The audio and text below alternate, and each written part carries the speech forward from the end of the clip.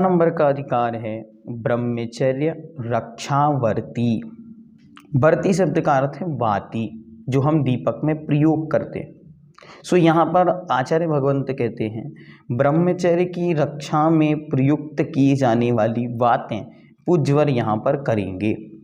ये अधिकार अपने आप में बहुत महत्वपूर्ण है, विशिष्ट है, लेकिन इसके अंदर स्त्री के शरीर और उससे संदर्भित बहुत सारी बातें बहुत विस्तार से वर्णित की गई हैं, इसीलिए इस अधिकार को हम लोग नहीं पढ़ेंगे। आप अपना स्वयं इसको पर्सनल पढ़ के और इसे तैयार करेंगे।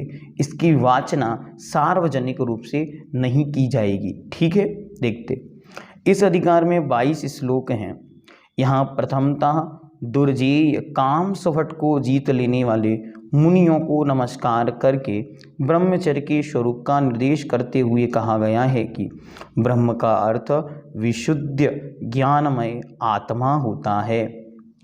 उस आत्मा में चर्य अर्थात रमण करने का नाम ब्रह्मचर्य है। वितराग महान संपन्नता से युक्त जो आत्म तत्व है वास्तविकता में वही ब्रह्म है, और उस ब्रह्म में चर्य अर्थात आचरण करना उसका नाम ब्रह्मचर्य है। वह उन मुनियों के होता है जो स्त्रियों की तो बात ही क्या किंतु अपने शरीर से भी निर्ममत्त हो चुके हैं, जिन्होंने अपने निज देह संस्कारों से भी निर्वृत्ति पाली है।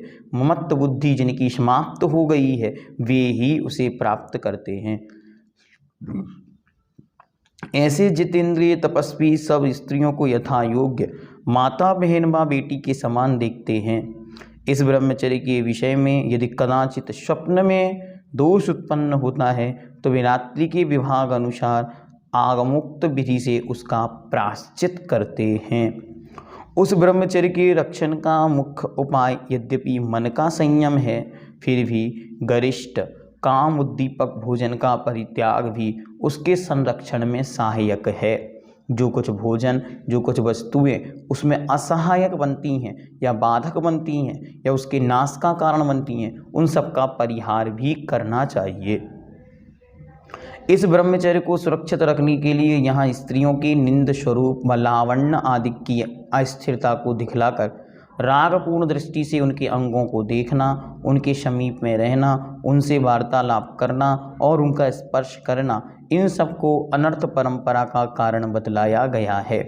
अच्छी तरह जीवन भर ये पंक्ति याद रखनी है कि जब जब भी ब्रह्मचर्य या अन्य विषयों की चर्चा की जाती है सो प्रधानतया स्त्रियों के विषय में वर्णन मिलता है। क्यों मिलता है? इसका मुख्य कारण यह है कि जो ग्रंथकर्ता हैं वे प्रायः कर या सामाजिक दृष्टि से जो बाहुल्यता है वह पुरुषों की है, इसीलिए उन पुरुषों के संबोधन के लिए स्त्री की निंदता या स्त्री शब्द जो वासना के लिए प्रयुक्त अवस्था है उसका वर्णन है। किसी माता बहन या किसी अन्य की बुराई यहाँ पर नहीं की गई है, और साथ ही उसी को आपको उस रूप में समझना है कि यह जहाँ पर हम वर्णन यहाँ पर स्त्रियों का किया जा रहा है वैसे ही पुरुष में भी दोष हैं। उन दोषों को यथासंभव स्वीकार करके और उन दोषों से बचना, इसका नाम ब्रह्मचर्य है।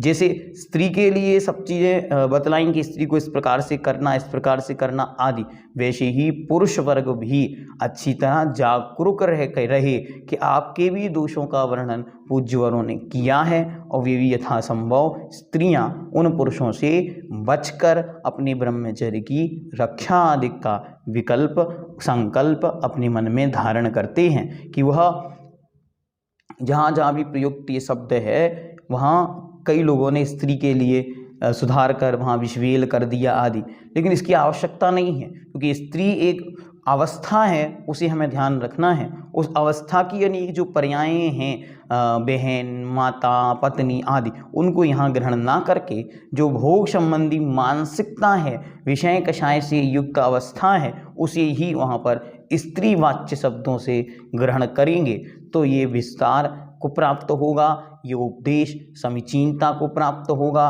और सबके लिए ग्राह्य होगा।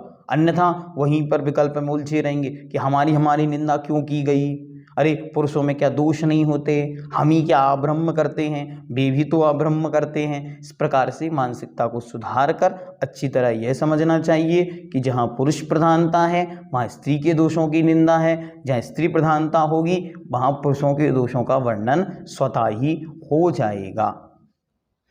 सो यह अधिकार महत्वपूर्ण है, लेकिन इसमें वर्णित विषय सर्वसामान्य के सामने वाच्य नहीं है। सो आप स्वयं ही इसका स्वयं पाठी बन स्वयं स्वाध्याय करेंगे।